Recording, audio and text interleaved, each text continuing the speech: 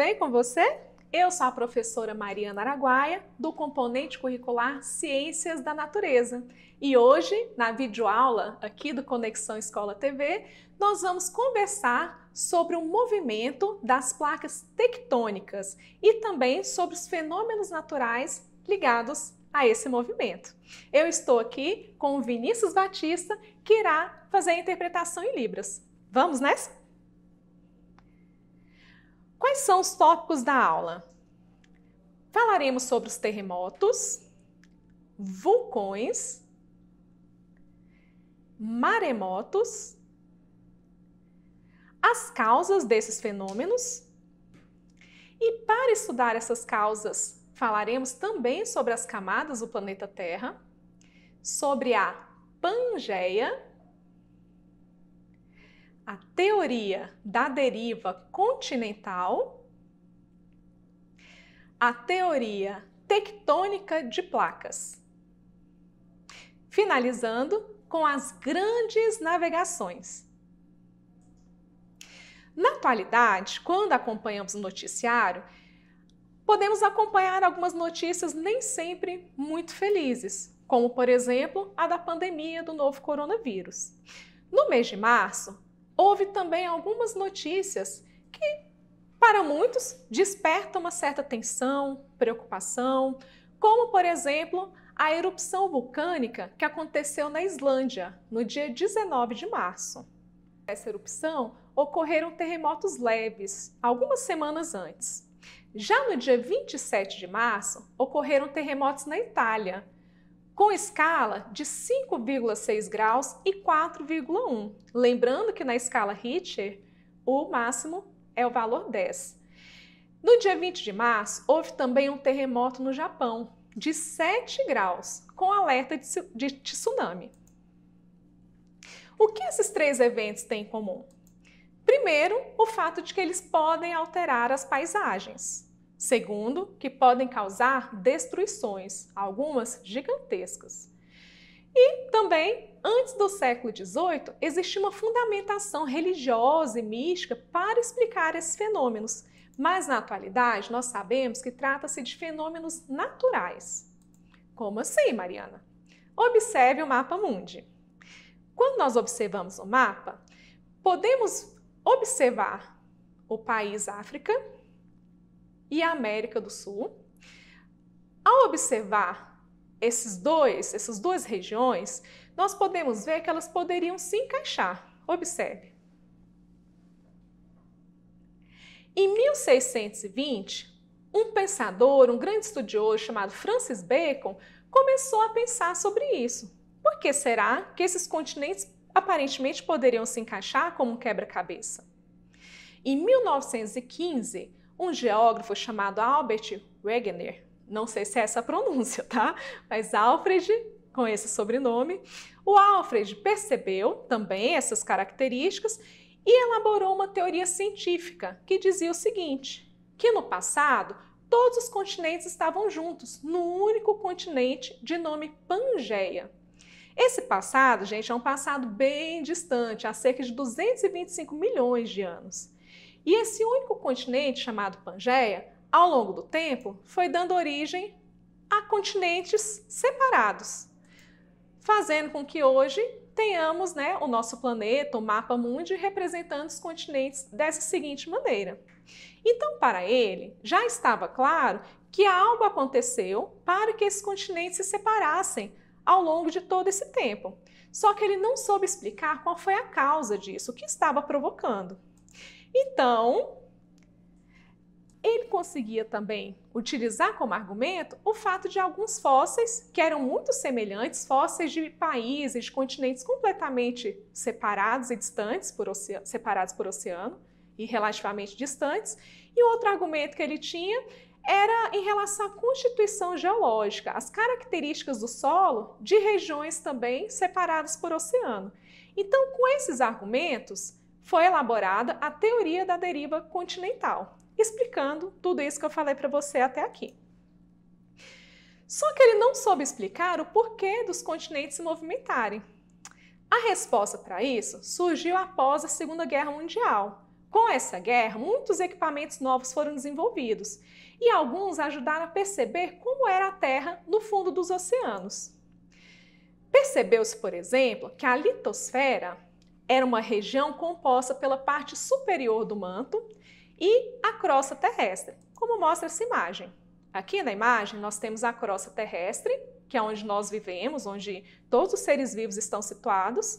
Abaixo da crosta, você sabe disso, hein? Tem um manto e abaixo do manto nós temos o núcleo. Então a litosfera seria formada pela parte superior do manto e a crosta terrestre. Essa descoberta, então, foi relativamente recente, em 1945, aproximadamente. Percebeu-se também que a litosfera não é contínua, que nela existem regiões fragmentadas. E percebeu também que ela era formada por grandes placas, chamadas de placas tectônicas, ou também de placas litosféricas. Sabe-se hoje que há pelo menos 12 grandes placas e outras de tamanho menor, como é representado aqui nesse mapa. No mapa, cada cor aqui é uma grande placa. E nós podemos observar que existem algumas regiões com algumas setas, que é justamente onde esses eventos naturais costumam acontecer, que são regiões de encontro entre essas placas litosféricas. O movimento dessas placas está ligado às correntes de convecção. Imagine aqui comigo uma água fervendo. Essa água fervendo, ela entra em movimento. O magma terrestre é extremamente quente.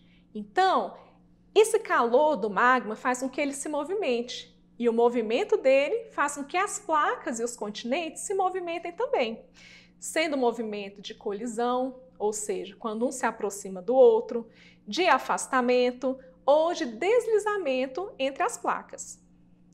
A cada ano, aproximadamente 10 centímetros de movimento acontece entre essas placas. E aí o que acontece? Os fenômenos que eu citei para você são fenômenos que acontecem com muita frequência nessas regiões de contato entre as bordas dessas placas. No caso dos terremotos, eles vão acontecer quando as placas encontram entre si ou deslizam-se. Então, durante muito tempo, uma placa fica comprimindo a outra, uma placa empurra a outra, até com que, de repente, essa força na qual uma placa empurra a outra façam que aconteça uma ruptura, que nós chamamos de falha geológica. E é através dessa falha geológica, dessa ruptura, que surgem os tremores típicos do terremoto. Acima dessa região, nós chamamos de epicentro, que é a região na qual os tremores são mais intensos. Então, observe essa imagem. Essa imagem é de um terremoto que ocorreu na Itália. E dá para perceber que muitas vezes eles causam grandes destruições. Chamamos de sismos induzidos quando esses terremotos acontecem por interferência humana, como, por exemplo, numa explosão nuclear, quando há um enchimento de barragem, dentre outras situações. E chamamos de maremotos quando esses tremores acontecem no leito dos oceanos. Algumas vezes, esses tremores fazem com que surjam ondas gigantes, que são as chamadas tsunamis. Aqui nós temos uma imagem que representa uma grande onda sobre uma cidade. Já, finalmente, sobre as atividades vulcânicas, elas acontecem quando há uma liberação do magma lá do manto terrestre. Quando esse magma passa para a superfície da Terra, nós falamos, então, que ele se transformou em lava. Quando essa lava se resfria, ela forma rochas bastante firmes que nós chamamos de rochas vulcânicas, também podem ser chamadas de rochas magmáticas. E quando essas rochas se desgastam, ou seja, quando elas sofrem uma situação chamada de intemperismo, elas formam solo, e esse solo é extremamente fértil. Quando as placas se encontram, também pode acontecer a formação de cadeias montanhosas. Então, por exemplo, na placa de Nazca, que é essa que eu estou aqui sinalizando, e na placa sul-americana, existe a Cordilheira dos Andes, responsável por esse movimento de aproximação entre placas. A Cordilheira dos Andes, ela está situada em alguns países da América do Sul. Agora fica a reflexão, agora que você já entendeu sobre o movimento dessas grandes placas. Na época das grandes navegações, no século XX, na exploração do Oceano Atlântico, com o objetivo de conhecer novas terras e novas rotas de comércio, fazendo com que em 1500 o Brasil fosse descoberto, entre aspas, né? Será que nessa época das grandes navegações, se elas tivessem acontecido 100 anos antes, por exemplo, ou 100 milhões de anos antes, será que os continentes estariam com a mesma conformação? E será que daquela época para agora os continentes continuam na mesma posição? Fica aí a reflexão. Então, falamos sobre alguns fenômenos naturais que envolvem o afastamento, a aproximação ou deslizamento entre placas. Falamos sobre os terremotos, falamos também sobre aqueles terremotos que são provocados pela atividade humana, citamos também os maremotos e as tsunamis, assim como as atividades vulcânicas, geradas pela aproximação ou afastamento das placas. Também foram citadas as cadeias montanhosas, fechando então nosso conteúdo com as grandes navegações e como estariam esses continentes naquela época, ok? Então agradeço a sua presença nessa aula, espero encontrá-lo na próxima, cuide-se, um grande abraço e até mais!